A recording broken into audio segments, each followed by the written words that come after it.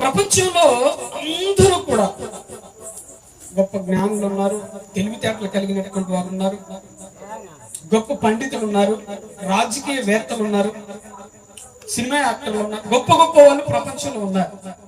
అందరూ చాలా మంది. కానీ వీరందరూ కూడా మనం బయట చూసినప్పుడు మనకి ఎంతో హుందాగా కనిపిస్తారు, ఎంతో గొప్ప పేరు ప్రతిష్టలు కలిగినటువంటి వారి వల్ల మనకు కనిపిస్తారు.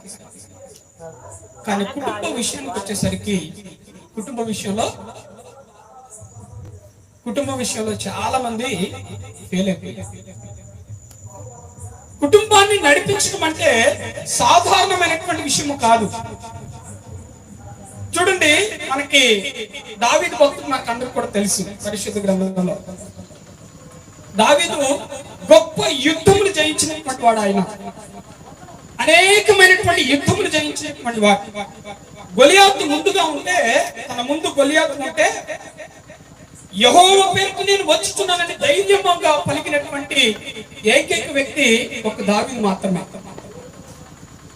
ఈ దావీదు అనేకమైనటువంటి యుద్ధములు జయించాడు, అనేకమైనటువంటి యుద్ధాలలో విజయాన్ని సాధించాడు. కానీ కుటుంబ విషయానికి వచ్చేసరికి ఏమైపోయాడు? ఫెయిల్ అయిపోయాడు. ఆయన తర్వాత ఇంకొక ఆయన ఉన్నాడు, ఏలీ అనేటువంటి ప్రవక్త ఉన్నాడు, గొప్ప దైవజనుడు. ఆయన ఇశ్రాయేలు దేశంలో ఆయన అంటే తెలియనటువంటి వాడు లేడు. అనేక మంది ఆయన అంటే తెలుసు. గొప్ప ప్రవక్త, యాజకుడు, పాస్టర్, పేరు ప్రతిష్టలు గాంచినటువంటి గొప్ప పాస్టర్ ఆయన. కానీ కుటుంబ విషయానికి వచ్చేసరికి ఏమైపోయాడంటే ఫెయిల్ అయిపోయాడు. హల్లెలూయా. ఏమైపోయాడట? ఇద్దరు కొడుకుల్ని దేవుడు ఏం చేశాడంటే చంపేశాడు. కుటుంబ విషయానికి వచ్చేసరికి ఆయన ఫెయిల్ అయిపోయాడు. కుటుంబంలో ఉన్నటువంటి వారిని నేను నడిపించలేకపోయాడు. తర్వాత వచ్చినటువంటి సమూయేలు ప్రవక్త మనకు అందరూ కూడా తెలుసు.